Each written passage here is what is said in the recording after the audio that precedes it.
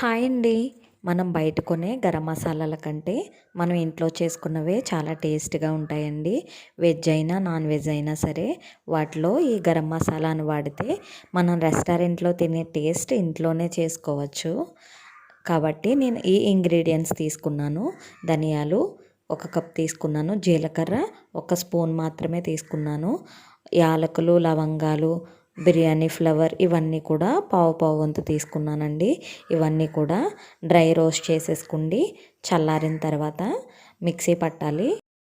ఇప్పుడు మనం వాడేవన్నీ కూడా మంచి ఔషధ గుణాలు కలిగి ఉన్నవే కదా. ఇలాంటి గరం మసాలాలో మనం ఎటువంటి ప్రిజర్వేటివ్స్ కూడా యూస్ చేయము కాబట్టి ఇది చాలా రోజులు నిల్వ ఉంటుంది.